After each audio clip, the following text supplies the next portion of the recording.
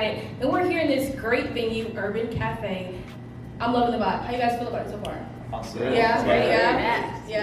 Awesome. Great. So we have some great leaders here with us today. We're talking about funding for small businesses, resources, all the info you want to hear. So let's start introducing our guests. Who do we have here today with us? Would you like me to kick that off? So my name is _𝐿𝐴. I am the CEO of 𝐬𝐦𝐚𝐥𝐿 Consultants, which is a digital strategy and technology transformation partner, and then also the lead organizer for 1 Million Cups Kansas City, and the co-founder of 𝐬𝐦𝐚𝐥𝐿. So lots of hats.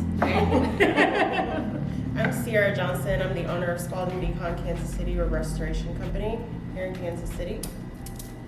Hi, my name is Jeff Rohr. I'm CEO and founder of 𝐻𝑆quareOffs, the opinion network. We're a social debate platform that's used by news sites, YouTubers, opinion columnists, and anyone that has an audience to power their question of the day.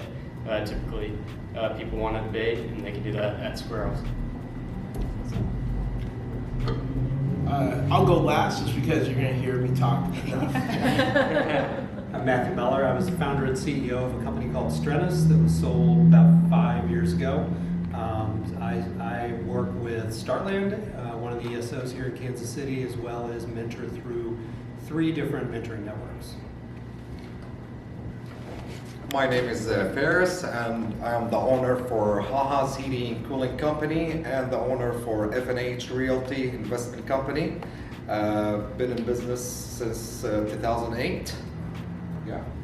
My name is Dominic Tyson. I am the founder and CEO of the Lintro Group. We primarily focus on management consulting for small to medium-sized companies. Been doing this since about 2018. Been in business since about 2014, give or take. All right, and my name's Ezzy Redwood. I have the distinct honor of trying to support and keep up with Z as a minor co-host. So, Ezzy Redwood, Wings Cafe, Lily and James Creative. We're here today because we find ourselves at a bit of a precipice, right? We're at an inflection point as a city where the actions we take moving forward will determine whether we continue to be one of the cities with the highest failure rate for small businesses, even though we have one of the highest start rates, or whether we turn that around and we're able to create another 100,000 jobs over the next 4 years like we did this past 4 years. So, one of the things that's kind of gotten us together as inspiration for this Fired Up KC is a little bit different format. I hope you like it. It's a lot of great personalities here. But one of the biggest things that's happening right now is in Kansas City, Missouri. The city got $200 million. They got $200 million from Biden for the American Rescue Plan, which is designed to help cities and small businesses recover from COVID, which is great as long as that money flows through to those cities and those small businesses. And one of the things we found is that it's only really flowed. That's the word I'm looking for. It flew away. Yes. It has only gone to one of those 2 entities, and it's not the small businesses. So, from our perspective, one of the things we realized is we took a step back and we realized, a lot of people don't understand what it's like building a small business, right? And so you see them all around you, but you don't really know what goes into it. And so from our perspective, rather than, just getting angry at the fact that $0 of the $200 million allocated for, cities and small businesses is going to help support those small businesses that have been impacted by the pandemic. And rather than grabbing pitchforks, out of frustration that every $1 invested in small businesses and entrepreneurs creates $4 in revenues for the city, often within the same budget year because we pay taxes quarterly, and without getting frustrated that we hire people who a lot of the larger entities might not hire, and build the communities that we're a part of. Several of us here, I know for a fact, have reinvested in the communities that we've been stationed in. But we're not going to dwell. We're not dwelling type people. We're not angry type people. we're problem solvers. That's why we're still in business. And so what we wanted to do is highlight some of the amazing people doing amazing things, building businesses from around the metro. Anyone from City Council watching, that's everybody's districts included here. And really help paint a picture for what that looks like. For those future entrepreneurs, you might want to take notes because it's not quite as easy as it sounds on TV and in the media. And so with that being said, what we're going to do is I'm going to kick it off to Z. I'm tired of talking, you're tired of hearing me talk, and she's going to ask a couple questions that highlight some of the realities of starting a small business. Yeah. All right, so my first question for you guys is, how do small businesses and startups contribute to the economy? I think the stat is 64% of new jobs created every year are from small businesses. So that fact alone speaks directly to job creation. I mean, it's a no-brainer. I think no community is the same, and small businesses fill the niches that are needed within that community. There's a couple ways I see small businesses contributing, and entrepreneurs contributing. One is attracting amazing people who might not come here otherwise. So someone will come work for Jeff from the coast that won't come here otherwise. Someone will come, from St. Louis for any of the guys up here that wouldn't necessarily think about Kansas City otherwise, because they're driven based on wanting to work for something meaningful, and that's really what allows us to get the influx of amazing talent in. At the same time, I know that Ferris has worked with some people who he's really had to bring along. We'll say that nicely, lots of personalities that others might not understand how to deal with, if they're in larger corporations or entities, and we have that patience where we're going to bring them along, and that works on male and female. Ferris, do you have anything you want to add to that?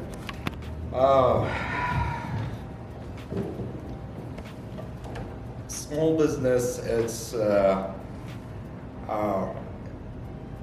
not an easy thing to start. It's not for everyone. I would say you have to study yourself if you can handle that kind of type of responsibility. You're gonna be accountable on everything you do. There is a lot about owning your own business. You have to understand people around you with different minds, different attitude.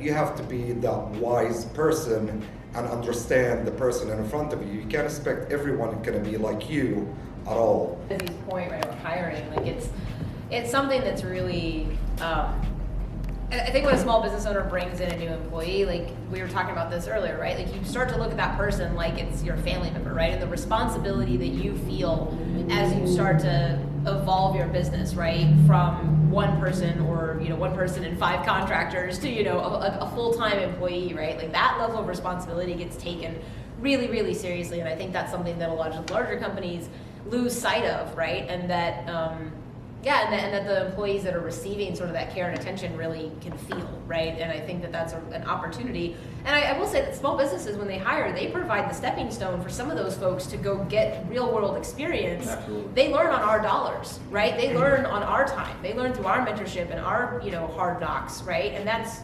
valuable. Like everyone needs that. And then if we can turn that around and keep them engaged in the community and let them move on to those larger organizations, right? Then we've done more for Kansas City, I think, and for that ecosystem than anyone will ever recognize. Absolutely. So, no, just kind of piggyback on that.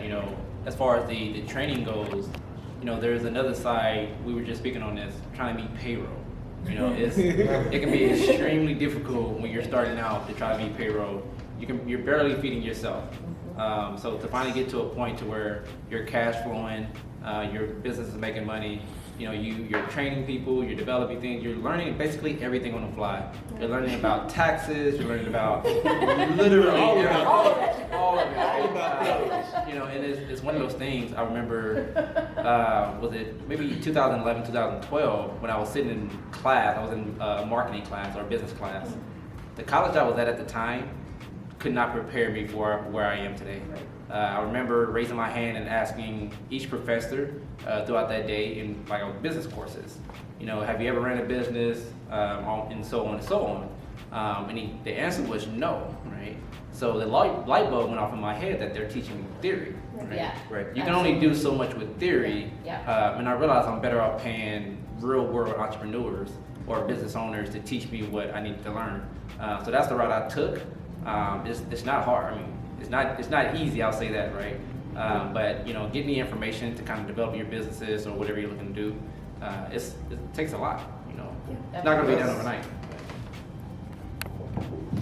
Yeah, the other thing I'll add, I think it's easy to get lost in this argument about, you create jobs and then that contributes to the tax base, but it's actually bigger than that because those people and their families spend the money that you paid them with, and that goes to other local businesses and they spend money, and that's how the $1 investment becomes $4. So the tax is actually on the $4 and not the $1. So it's a complete net gain. I mean, if I look simply at the taxes that I was paying directly to Kansas City, the 1% employment tax, it was $40,000 a year. Yes, I would love, but that was, a drop in the bucket compared to what was actually being put into the economy.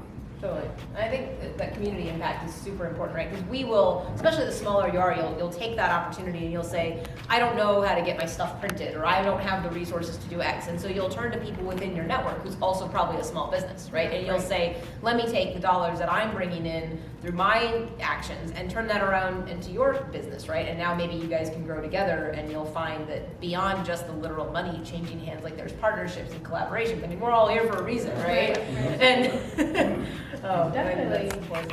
And I feel like also research is super important being a business owner. You have to look into what you're doing, what you're getting yourself into, your industry, how to get funding, how to get those resources. So I have a question for you guys. What resources are missing here in Kansas City for those small business owners? Or some things you would like to see here done? $11 million.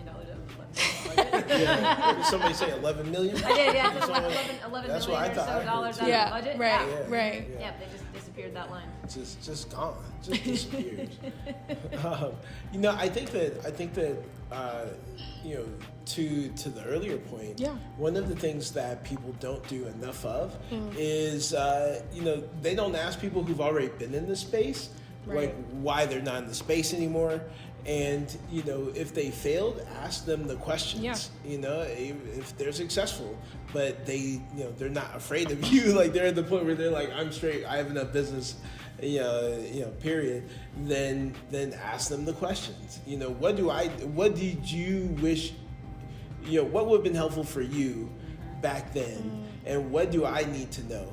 Right? And whether they're successful, whether they failed, whether they used to be in the space, whether they're in a space that touches the space you're looking at going into.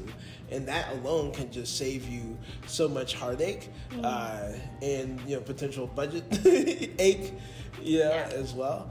And then I think that there are some great resources. I think they need funding so that they can reach more people.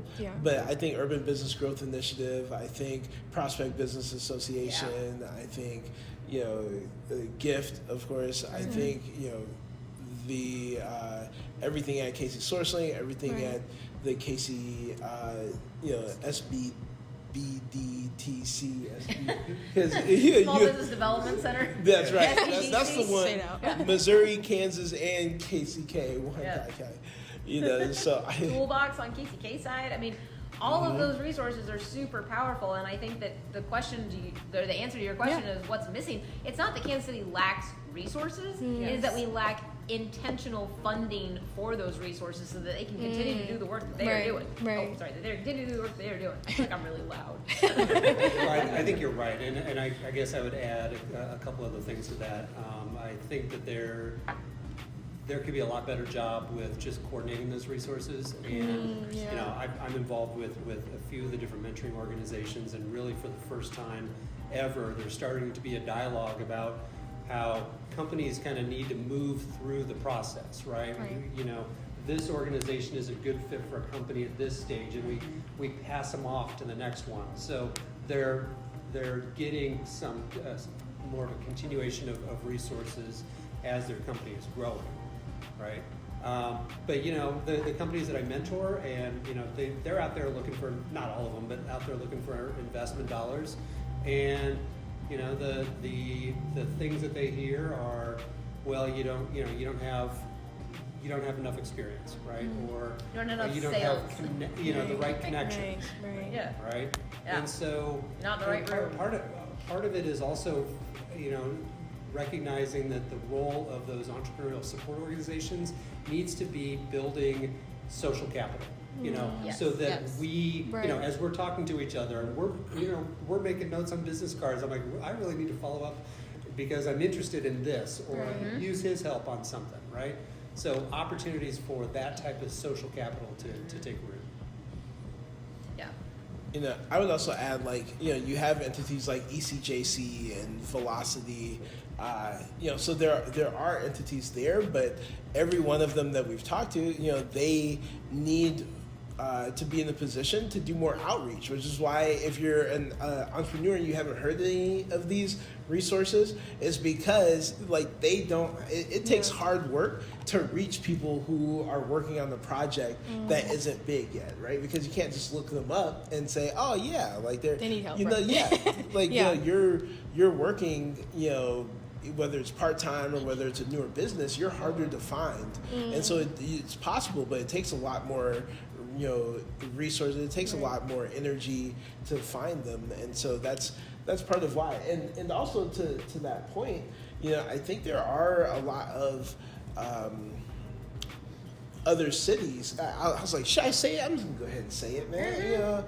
We're friends. We're friends. We're just gonna go ahead and say it. We're gonna go ahead and say it. Other cities just do more for their entrepreneurs. But I think that if you get to the point where you build those social connections here, we do look out for each other in a way that I think most cities don't. Right? There's a lot of cities where you're on your own, and it's it's dog eat dog. It's you either make it or you don't. If you don't, oh well, that was good for you. Right. The run, right? Yeah. More for me attitude. Right. That's right. It is Yeah. a more for me attitude. Yeah. Sorry to cut you off. Actually, there is a groups you can get involved with, but it's not a free group. You have to pay money to be involved with that group. They'll ask you about $10,000 for the entire year to be in a group with that.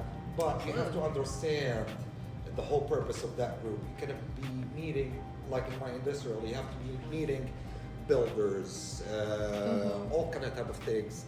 You can shake hands with these guys, trade cards, make friend relationship, and you can get your foot through that door. But if you want to be in that door, you have to spend the cash.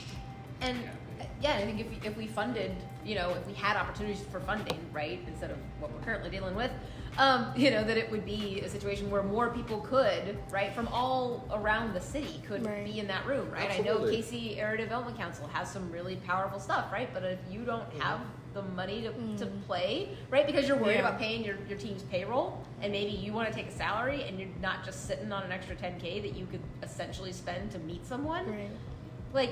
that's kind of crap, right? Yeah, and I think part of it is just simply it's not that hard. Right? It isn't that hard, right? It's just about the coordination, because I've always Right. said one of the things I love about Kansas City is anybody will meet you for coffee. 100%. Anybody, Yeah, right? yeah, Everybody will yeah. take the time to meet you, share their experiences as a business owner. Everybody will do it. And so if everybody has that mindset, there just needs to be this effort around trying to build those come to connections and Wendell, create that right, community. Why? right. Yeah. I think Good plug. I think Kansas City really needs to be paying attention to what's going on in the Keystone Innovation District. Yeah. I think it's the Yeah. combination of a lot of things that would be very good for the city. Kevin McGinnis and his team are doing a lot of good things there. What a lot of young companies need is their first customers Right. to Yeah. get going. Right. And if you have corporate involvement from the bigger companies, helping be that first customer, I think that's huge. Kansas City did something a few years back called Reverse Pitch Day, Yeah. where the big companies would come with projects that they needed help on. I think that kind of thing is big.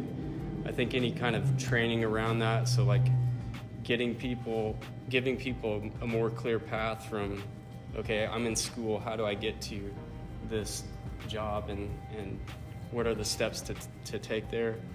And I think lastly, I'd mention angel investment training. Oh my God. Or angel investor training. Yeah, investor. So you mentioned the 𝐬𝐶 before.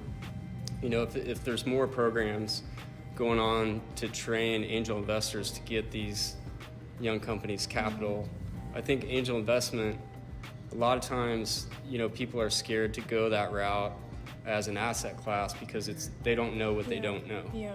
And how do I get started? Right. And what if I lose money on my first 3 investments? Then am I done? That kind of thing. So yeah, I would just go back to those 3: early capital, corporate involvement, and the training. I also feel like being a small business owner that you have to be adaptive to change. I feel like we've been affected a lot through these past years with the economy, from COVID, inflation, and then the war, obviously, too. So just talk about some different resources or things that you guys are doing to get through these times. So yeah. I'll say, from the restaurant perspective, I mean, it's difficult. There's no other way. There is no sugarcoating. Yeah. There is no nice way to say it, right? Like, our food costs are up 400%. Yeah. Like, if you have a business and your cost of goods sold, like how much it takes to produce your product goes up 400%, then you're probably not going to be in business very long. Yeah. And yet, a lot of the restaurants have usually came out of their own savings, to make up that difference. All while still paying, the Urban Cafe and Justin from Urban Cafe were talking about earlier. We're like, man, you have property tax that you pay on every piece of inventory that comes through your building here. Every table, every chair, you're in triple net leases, so you're paying for the taxes on the building here. You're paying utility taxes, you're paying unemployment taxes, you're paying the city taxes, state taxes, federal taxes, county taxes, you're paying CID taxes. And that's before you get to the earnings taxes. Right. That's before you get to anything else. Just to keep your doors open. Yeah. Just to stay legal. Yeah. Yeah. And so I don't want to give the impression we can always overcome it, because a lot of people haven't.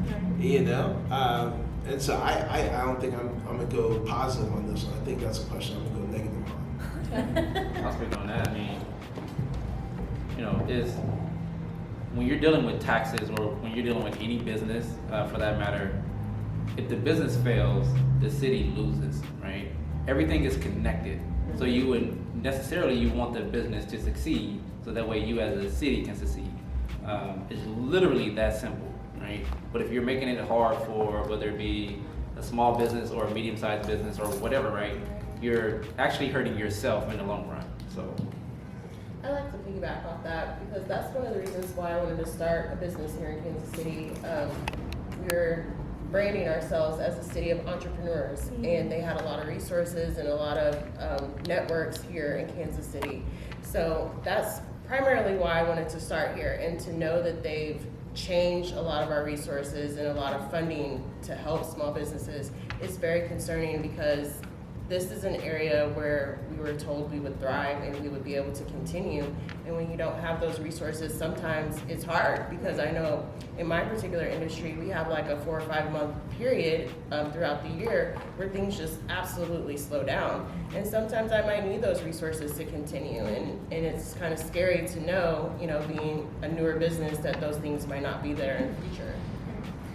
Well, we get a lot of phone calls from big corporations from different states. I can consider it since 2021 until right now. It's been like a screen for you. Who's gonna stay on top of their business, or who's gonna fail and disappear out of the surface of the earth?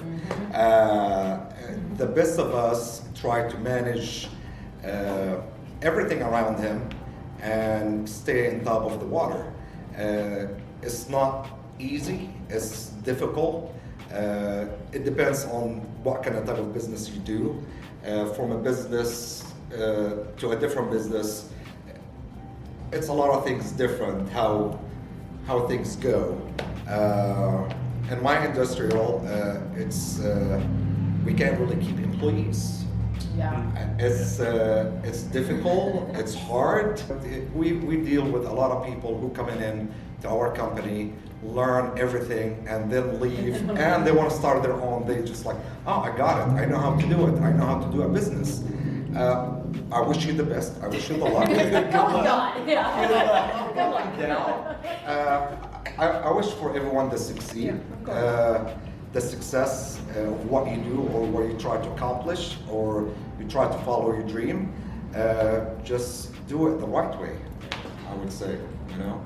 I might kind of go back to the earlier point a little bit around training as well. So, I mean, technology's not going away. It's just going to continue to become more and more part of our lives. You know, every business in theory now is a tech business in some way.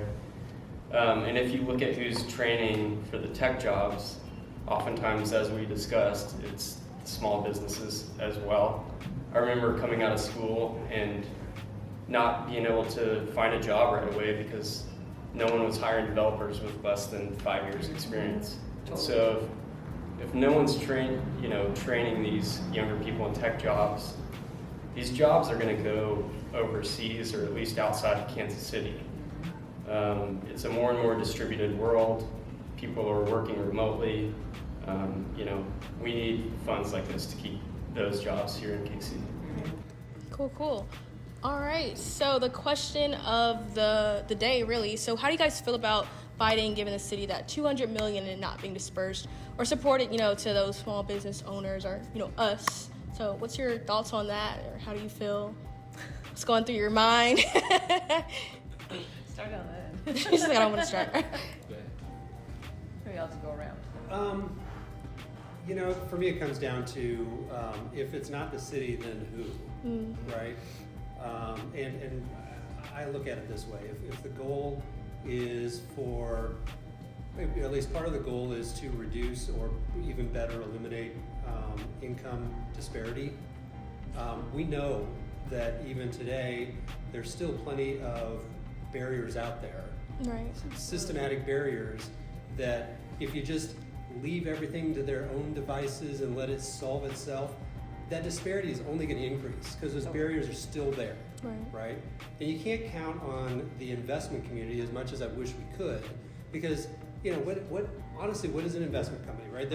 They're asking people to put trust in them, take their money, find good investments, make a return, give them their money back, so they can ask for the money again and do the same thing over and over again. They're about maximizing their returns, and I totally get that. Their mission is not to build the community. The city's mission is to build the communities. And even if we did say that there was a model that would work, for investors, there's plenty of types of companies that are just not their profile, right? They're looking for the 10x companies. 100%. And if you're the company, the 3x or the 5x, How do you feel, Ask Ferris? 10x. Close up on that 10x. Speaking of that, with my all respect to Cardone, it's all, to me, in my opinion, it's a show off. Thing. These old multi-millionaire people who have money, I'm gonna pay this actor to come in $50,000. He gonna make a speech for 5 minutes. I'm telling me how great I am as a person, and everyone else is like, I'm sorry, excuse my language. It's just ridiculous. Yeah, I think you're right. So part of the point is that there's so many businesses out there that are doing great things in the community. They're creating jobs, but they're not the profile of what the investors are looking for. And I'll add to it social entrepreneurship, right? I mean, if you really want to change a community, put money there, right? Put money in the organizations that are just trying to change the I community. would suggest the presidents, he have to put more efforts to the people in the United States. Stop looking outside of the United States. I'm a foreigner here in the United States, but I'm an American citizen. It wasn't easy for me to learn a second language and to start a business about myself. I still get judged myself where I'm from or all that kind of stuff. Let's not talk about that. Okay, but you know, I make my way through. I build a road for myself. And what it makes me sad here to see people from here who have the language, have all the knowledge, have all the access for him, and they don't take advantage of that. Or they find barriers to taking access to that, right? They want to try, but they can't actually overcome a lot of it because we have these silos and because those things aren't funded, right? And I think that that's a huge issue. Yeah, I think the President for the United States has to make more attention to the people here. Well, I mean, and I would say that even if he did give us more money to do more things, then where is that money going? Is that money even going to make it to our community? Right. Well, because I have 200 million reasons to believe that that might not make it to. This money, I believe, it's going to millionaire to be a billionaire. Yeah. And us to stay where we at. Okay? That's a really sad truth about it. I'm sorry. It's the truth. You know, the rich is gonna get more richer and the rest of us stay the same. And I think therein lies the problem because, you know, as a city who collects taxes from everyone, you know, who benefits from the reinvestment of a lot of these, you know, small businesses or entrepreneurs back into the city. I know a couple successful entrepreneurs who they've once they, you know, sold their company, they went back to everyone in the neighborhood and they're like, hey, submit a project you want to do to make our neighborhood better, right? And they funded those projects, right? You know, and I think that you know, in a time where, you know, other cities are taking their small businesses on road trips around the country and even internationally to get them some of those big clients that can help set them on the path for future success, you know, and going all out and investing in, you know, literally everything they can to make them successful. You know, we have to start thinking outside the box because that box is closing. And right now we're on the blockbuster trajectory. You know, and the world is changing around us. We're going to get left behind, you know, pretty soon. Yeah. You know, and so I'd like to hear how was it for you all, like getting that first client, and what was that like? Like has anyone? Was it just us, or has anyone like really like struggled to get that first client, or like struggled to make payroll sometimes, like while you're trying to transition into the success that you've had now? Oh, I struggled. My first client, he robbed me with $15,000, and I didn't have that money. Totally. Wow. Yes. I mean, we had the same thing. I We had took a client to and work my butt off to pay my suppliers that money. Yeah. You know, I didn't know anything back then. Yeah, I didn't same. know any better, sign a contract and all that. I thought people could be nice or people, honest people, but not in this world, trust me. No, I mean, I think that struggle is super legit. I mean, you know, one of our very early clients, I remember being like, okay, you know, we got some traction and it's great, you know, and I mean, you're still playing that game though where you're like literally emptying your bank account to go take your next opportunity. Right. And I think for me, it was a real reality check to realize that, like, you know, I was lucky enough to be in a position where I could do that, right? Because of the support system around me. And there's a misconception, I think, that you really can like pull yourself up by these bootstraps, right? These proverbial bootstraps that we love to talk about. But like at the end of the day, it takes a village around an entrepreneur to be able to say, like, I'm gonna gamble on this and I might lose, right? And so the first client that we, you know, really took on of any substantial money, you know, we had some problems with that, right? Because I didn't know any better either. And you just don't know what you're doing, right? And so you cut your teeth and it ends up being a $5,000, you know, hit hard, and you're like, wow, that was the whole $5,000 that I had, right? And now you got to go back and be like, I don't know what I'm gonna do. Yeah, Be honest with that, also on top of that, like me as a small business, every dollar counts. Yeah. It's Literally. really important. Every dollar. When you get a client or anybody, you sign them on a contract or anything, and he decide not to pay. What are you gonna do? Right. You're gonna go to a small court and make a claim. Right, and then All it's right? gonna- What is that claim's gonna do to you? The city, they don't care about you as small Well, business. yeah, what's And your you're not gonna- reputation, right? Okay, It's a real so struggle. what is it gonna be? Is the city's gonna pay me for it? Right. No, Right. you're gonna pay them Exactly. for I'm the not gonna privilege get of my getting your money back. He's gonna have a judgment, but there is no money coming back to you. Right. You just So lost your time. You didn't. Yeah, I mean, you have the city. They have to support these small businesses to grow, not to fail and disappear. Right. Yeah. Do you want to make another? And well, I mean, I think I want to bring it back to the point because I think it's really easy to there's lots of struggles involved with small business, right? But I think to your point and your question, Ezzy, about not just picking up those first clients, right?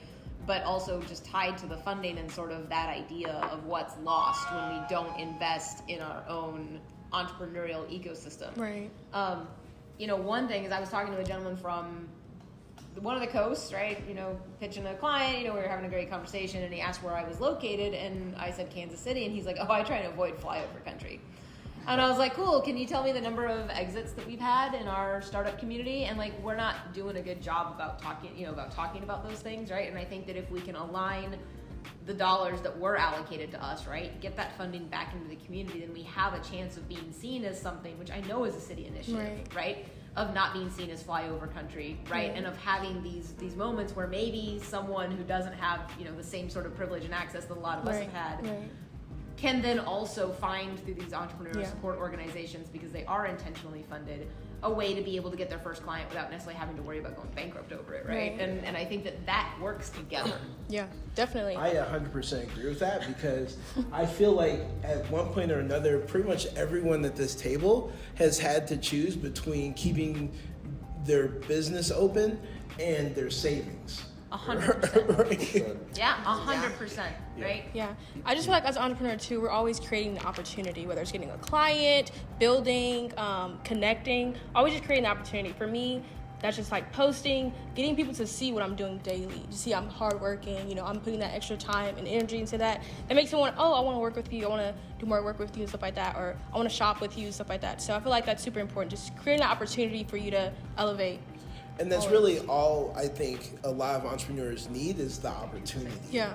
Right? And it's easier, it's easy to get that opportunity and take advantage of it, but how do you get that opportunity, and how can we as a city create more of those opportunities like other cities, like Nashville, Chattanooga, Austin, Twin Cities, Buffalo, you know what I mean? They're creating those opportunities. So I love that. Yeah. I think we,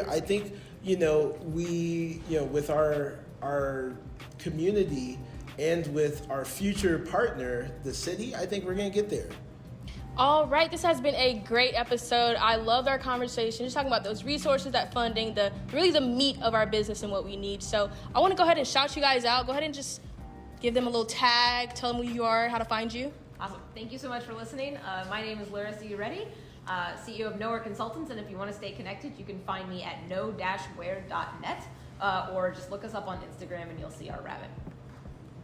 I'm Sierra Johnson, and you can find my company Spalding Decon at Spalding Decon Kansas City on Instagram and Facebook, and you can also find us on the web at spaldingdecon.com/Missouri.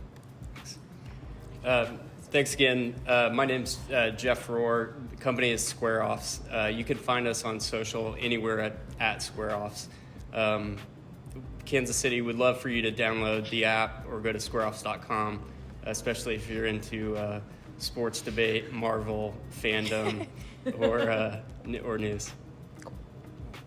All right. Ezzy Redwood, Wings Cafe, Lily and James Creative. Eat wings and visit us at Lily and James Creative for great marketing insights. Cool. Thanks, Matthew Meller. Love to have you follow the great work being done by Startland and Startland News. And if you don't know how to find them, we have not been doing a very good job.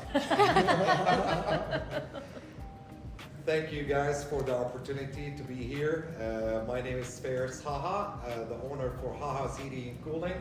Your comfort, no laughing matter with 𝐊𝐿𝐴 Heating and Cooling. You can find us at Google, or you can see our billboard around the city. Give us a shot. We are rated an A+ company with the Better Business Bureau. Dominic Tyson, CEO of the 𝐿𝐴𝐻 Group. Roughly have 17 members now. We'll have 8 in about 2 weeks. You can find us at thelintrogroup.com or lintrellgroup.com or on social media platforms. Give us your toughest problems and we'll come up with a solution for you. Nice. Cool, Like it. cool. All right, I guess that's a wrap. You have something to say? Oh, sorry. Okay, I guess that's a wrap. Thanks you guys so much for tuning in and watching our show. Please make sure you follow us on all social media platforms, YouTube, LinkedIn, Instagram, @FiredUpKC, and we will see you on our next episode. Peace out.